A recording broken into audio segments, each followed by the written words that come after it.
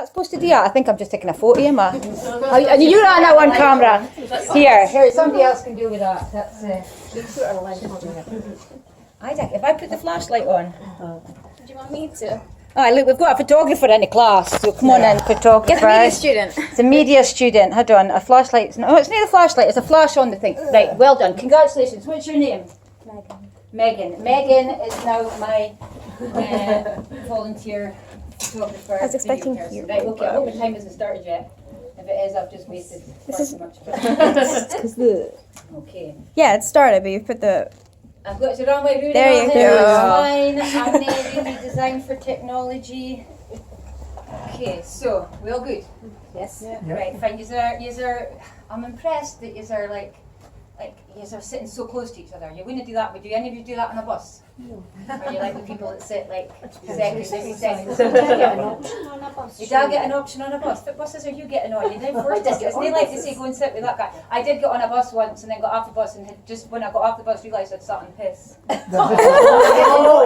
hadn't noticed because like when you sit in it there was no like temperature differential. Do you know what I mean? Buses in Newport Sligo are busy. Buses in Newport Sligo are busy. Okay, so that was it. But that's just to start with a really happy moment in my life there. Luckily I was going to a judo meeting, so I was travelling with somebody at this pair of judo trousers, so that was what I wore home. So, okay, there you go. Okay, so like, how many of you were here last time, or have seen the video from last time? Yeah. Yes. 1, 2, 3, 4 people. Okay, so at that point in time, I was still seriously recovering from a neurological crisis, and she thinks that's funny. Like when Sid's going on about his brain damage and you're like, oh, and like with me, you're like, ha ha ha.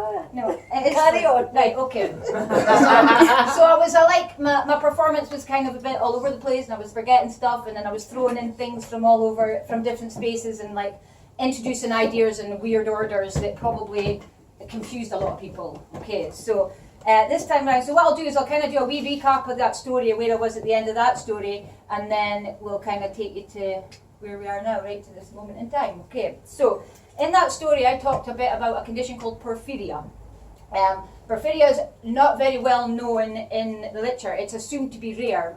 Through my research I've established it's probably not rare and it's probably endemic, and it may even be the significant marker of what the separation between human and another species. The origination of the mutation known as porphyria can be traced to Mesopotamia 6,000 years ago. It's an unusual condition. It affects how you make heme. Now, is any biologist in the room? A couple of biologists? Okay. In every single cell in your body, there's two processes happening all the time. One is respiration, which is breaking down sugars to get energy to fuel the cell, and the other is heme production. The byproducts of respiration are used in the production of heme, and the byproducts of heme production are used in respiration. So they're symbiotic production processes. Heme is more important than respiration, right? Because it's used in for heme, it's attached to globin to make hemoglobin to transfer oxygen around your body. It's used in the cytochrome system, which is the detoxification system. So heme-based molecules are in your body which allow transport in and out of the cell. And it is the most important molecule of all of life and all of nature. Without heme, without the evolution of the molecule of heme, if you like, or its design, if you're a creationist like myself, then no life would be bigger than a mosquito. Okay, so it is what allows us to become larger organisms. The equivalent in plant biology is a molecule called chlorophyll. You'll have heard of chlorophyll. Yeah. So there's only one. There's like a one hydrogen oxide branch or a methane branch. Difference between heme and chlorophyll, plus in the center of a heme molecule is iron, and in the center of chlorophyll is magnesium, right? So if you've got a problem with heme production, it can affect respiration, and also if you didn't then make enough heme, then you have all these shortages and all this kind of ongoing escalating crisis that can happen in your body. So because you can't produce heme, you can't detoxify, you can't transport things in and out of the cell, and you can't control that transport. So inducing a heme production crisis can lead to fatal consequences. So if you have ordinary heme construction, then everything is controlled within like 1%. production. But if you've got a problem with any of the enzymes in the 7-step process of making heme, then these things called porphyrins build up in your system. And these porphyrins, depending on particularly where they are in your body, they affect the neurovisceral system, so they affect the nervous system and the emotions. Okay, so during a porphyric crisis, you might have somebody being really, really aggressive, and one of the things they might just need is sugar. They might be having memory problems or neurological problems because they're not able to make the proteins that allow for the signalling in the brain and things. Now, to induce a heme or a porphyria crisis in somebody with a mutation to the system, somebody without the mutation are able better to deal with toxins and poisons, but somebody with the mutation, once they've been poisoned, can have a major neurological crisis and it can kill them. The biggest killer of people with this condition is doctors. It's in the literature. It's something like 90% of people will die in response to medication prescribed by doctors if they're not aware that they have this condition, right? So if you're misprescribed something and you've got porphyria, then whatever you're misprescribed will kill you. And it depends how quickly that's going to kill you. So this is where now I take you to my story a little bit. Is that I'm still fighting for a diagnosis for this. I've got an undergraduate degree in health science, and over the course of my life, both me and my mother have repeatedly been made sick by doctors. We went for some other problem. My mum initially went for an eye problem. She had been working with the greyhounds and had gotten some kind of tick shampoo in her eye and absorbed that into her body, created a neurological crisis. She went to her doctor. They put her on show. We're talking about toxins at Woman Hill Hospital. So at the time, it was clear that the doctors understood that her neurological crisis was toxin induced, but they didn't tell her what was causing her condition, and they told her it was possibly just toxoplasmosis and gave her some antibiotics, right? So that was fine. And then in 1973, she got lead paint in her eye, and again that triggered a kind of neurological crisis, and then they prescribed her corticosteroids. The corticosteroids induce a steroid reaction. If you've got porphyria, you have an altered stress response. Cortisol is a stress hormone, and it will produce a neurological crisis. So my mom in 1973, after having a neurological crisis induced by lead poisoning, was given corticosteroids, which exacerbated the problem. She was certain that the hallucinations it brought on were caused by the corticosteroid that she was prescribed. The doctor told my father that if she didn't take the drug, she would get sicker. So my father force-fed my mother this drug that was causing a neurological crisis. My mother was insisting that this drug was causing her to hallucinate, and the doctor said that was not possible, even though it's in the literature that steroids can induce psychosis, but it's actually a neurological crisis. So they took her into a psychiatric hospital and they electrocuted her and wiped her memories until she was no longer claiming that the corticosteroid had made her ill, right? So that was 1973 for my mum. She then brought up 3 children, and we always kind of knew there was something not quite right with her. She was working in a swimming pool as well throughout her life and working with cleaning chemicals. She was probably always being triggered in some way. Anytime I went to doctor with, what would you call it, sores on my leg, if I was out playing in the sun, I would develop sores. It's a photosensitive condition, so if you're exposed to the sun, your skin can blister. So again, if you listen to the stories about the Jews during their slavery in Egypt, they'll talk about their skin blistering. Well, if you're from the Middle East, why would your skin be blistering? Unless you have a genetic condition that causes your skin to blister in the sun. So I would go to my doctor covered in blisters in the sun, and he would go, "Have you got pets?" We'd go, "Yeah, well, it must be fleas." And then they would be encouraging us to chemically poison our house, big flea stuff. So then we'd all be having mental fights and scraps, and it created a lot of conflict in the family home. So that was fine. And then in 1998, my mum was again prescribed a corticosteroid for another eye infection. And unbeknown to me at this time, so I discovered she was in psychiatric hospital. One of the doctors, a good doctor, took me aside and explained that my mum had gotten ill with corticosteroids. Still no mention of the porphyria, just that some people have a bad reaction to steroids, right? Over 100,000 people in Scotland had a bad reaction to that same steroids and were electrocuted. Were taken into psychiatric hospital and given ECT to wipe their memories of the fact that they had been prescribed something that made them lose their minds. So I discovered this in 1998, threatened to sue my mum's doctors. They immediately sectioned me, said I was delusional, said I was crazy, and they sent the police and fire brigade and everything to my house to break in my doors and stuff. I had set up a meeting with a patient's advocate the next day to discuss my mum's case and to get her out and to get her off of all the drugs that she was on, because if it was a steroid-induced psychosis, then what you need to do is remove all the drugs. I was doing a degree in health science at the time. But they were giving her so many drugs that even without the porphyria diagnosis, that in combination would kill her. 2 of them were not allowed to be prescribed together because they caused heart failure. So I was like, you fucking cunts are trying to, you fucked up and you're trying to now kill her to cover up your fucking mess. So that's what got me sectioned. So I escaped, went on the run, ended up in Ireland. The Good Friday Agreement was signed that time that I was there. Anyway, and that was fine. So, and then I came back home. Everything was okay. We got back with our lives. My mum got out of psychiatric hospital, and then periodically, her or me have been triggered by something, and her or me have had a neurological crisis, and her or me have had to fight to get the medical profession to acknowledge that the intervention that they made is the thing that's triggering us. And then they've labelled us crazy and called in a psychiatrist rather than admit that the thing that they've given us is caused us to be ill. So that's happened to my mum 3 times, three or four times. And it's happened to me when I was on antidepressants for years. I was going with aggression problems. It's an exaggerated fight or flight, so they put me on antidepressants. But again, with antidepressants, you're not allowed to be prescribed this with porphyria. So I had like insomnia, sleep paralysis, weight loss, agitation, panic attacks, all directly due to, in you come on, that's fine, that's all right. All directly due to the prescription of antidepressants, but they were telling me that this was a natural progression of my illness that I didn't actually have. I had porphyria and was reacting to stress in my life. So that's fine. So that's like the pre-story to the story that I told, and I'm not sure how much time I've got left.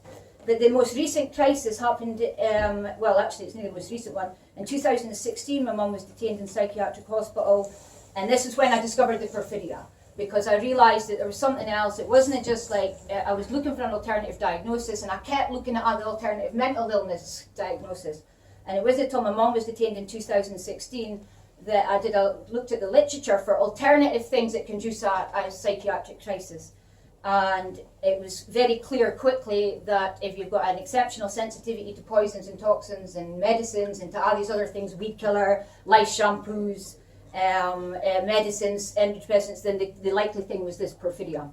Now I can diagnose it directly. The doctors deny it, they refuse to test me for it. They then tested me a year after the test was valid and then said that I didn't have it, and then now they use that to say that any issue I've got is madness. So there's a quite easy diagnostic tool that you can identify, was that your skin fluoresces pink under a UV light because you have porphyrin photoreactive molecules on the surface of your skin. So I just bought myself a UV light and went into my doctor and was like, right, now fucking deny it, right? Now deny it. And they still denied it, you know, and then that's when they agreed to test me for it, but it was a year too late because you've got to be tested within 5 days of exposure to a toxin, right? But the idea that you've found out what the toxin is within 5 days of exposure to it is nonsense. So it's almost impossible to get a diagnosis for this condition. They've increased the criteria for diagnosis from 10% more altered heme production of these molecules to 1,000%. So the levels that I've got in my body, I could have gotten a diagnosis in the 50s, can't get a diagnosis now because they've raised the bar so that you can only get a diagnosis at the point at which you're having multiple systems failure. So they're actually torturing people with genetically confirmed mutations, are being denied access to the treatment that will help them unless they've got the level of this molecule in their blood, at which time they're dying. Right? Okay, and it's a Jew gene. Moses had it, right? So Moses' skin glowed in the dark. It was it's a thing when he came down from Mount Sinai. So that's fine. So the most recent crisis in my case was, and it's not the first time, I went to get a fill-in in November, had previously had a reaction to a metal crown, so I didn't want any more metals. They assured me the resin was safe. They put it in my face in the end of November.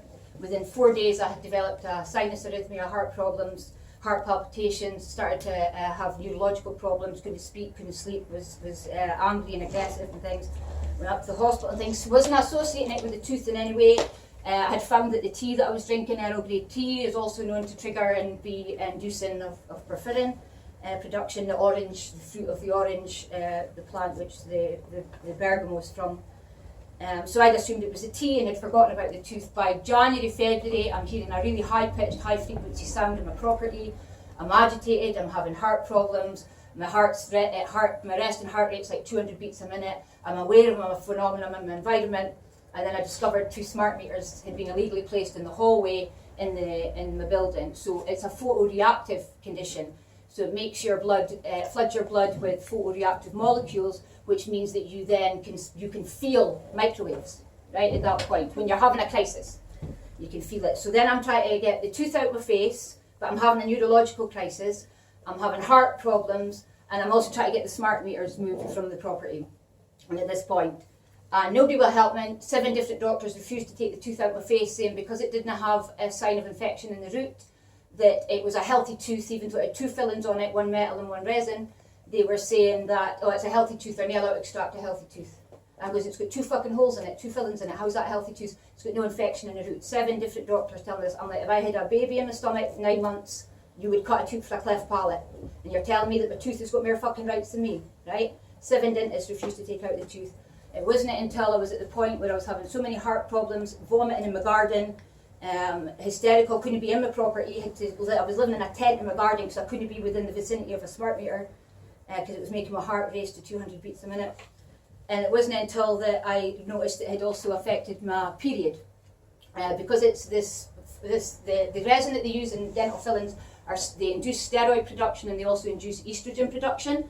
Now, if you're a normal, healthy person, that might not be too bad, and it's for up to a year, they will leach into your body, producing these reactions. It's bisphenol A or something. It's the same material they use to construct the plastic in fucking aeroplanes. And it's also, the way they do it, they put it in your body in layers. So it's a resin, and it's dried, and a layer of resin, and it's dried, it's a layer of resin. So that creates in physics terms, that's a transducer. So what was happening when I was in the presence of a smart meter was the tooth was transducing the electrical system. Because I had the porphyria, it was creating an alternative electrical charge in my body, so it was creating an electrical gradient that was allowing the signals from the smart meter to go straight to my heart. So whenever I was in any presence of any sound or high frequency sound, it was altering my heart rate and everything, right? Even like a helicopter was making my heart synchronise with a helicopter and stuff. So that was fine. And instead of treating me, instead of removing the tooth from my face, instead of acknowledging the scientific literature that I was presenting them with, they said that I was delusional and crazy. They broke into my house. They kidnapped me from my room, from my home. The doctors who I had previously dismissed, I wrote into them saying, I want nothing more to do with you. I think you've been testing drugs on me. I think you're fucking Nazis. It's quite clear that this is no longer an accident, that first is incompetence, second is negligence, third is fucking malevolence, right? Because that was the same drug and the same chemical thing that was affecting my body. So they kidnapped me from my house and brought me to psychiatric hospital. And then I had to then spend 3 weeks fighting to not be drugged against my will, fighting for 3 weeks not to be watched when I was showering, 3 weeks to refusing to, because I was saying I'm not going to be interviewed by you without a witness present, without it being recorded. So they refused to negotiate with me or discuss with me or refused to do any interviews with me because I was recording every interaction, because my previous medical records show that they're lying on my records, they're fabricating in my medical records, and I can now prove this because for over a year now I've been recording my interactions with doctors, and they're falsifying my records in order to create the impression that I'm delusional and really dangerous and that I need to be detained and treated against my will. So now I get random visits from the bobbies. We're worried about your mental health, but because the bobbies arrested me when I was naked from my bedroom, I'm having a fear response, and it's porphyria is an exaggerated fight or flight response. So I'm now getting harassed by the police on a regular basis saying we have to check on your mental health. I'm trying to get rid of my doctors. They're still holding my medical records. They refuse to let me unregister from them. So at any point in time they can turn up at my door hysterical, break in my door, and then demand that I'm seen by a psychiatrist. The dentist, one of the dentists that poisoned me in 2016, a previous dentist, he's left the country, sold his practice overnight, vanished, and he's went to Venezuela. The psychiatrist that treated me this time, who I can prove was falsifying my medical records and falsified the form that led to my detention, because he said that I believed all my teeth were transducers, and I was saying no, one tooth's a transducer. But when I was going to the dentist having a neurological crisis, they were taking out different teeth. So I was going saying I want this tooth removed, and I was then being injected, and they were removing different teeth. So I've got now, and because of the cross infection that this tooth caused in all my other teeth, I've lost 6 teeth from that side of my face as a result of one filling, right? But no teeth at that side of my face. Can't get the police to take a statement. Can't get anybody to investigate my case. Can't get anybody to look an interest in it. I'm alleged in torture and malevolent misdiagnosis in torture. and the police just routinely hand me over to these people that I accuse of torture. They'll come to my door and harass me, and if I'm upset when they come to my door, they say that I need to be seen by a psychiatrist. So anyway, so that's it. So I'm a prisoner in a concentration camp. I've been experimented on since I was very young, my mother before me, and they're currently now denying me a diagnosis in order to treat me against my will in the event that I cause too much trouble for them. So there you go. So that's my story. But I'm okay.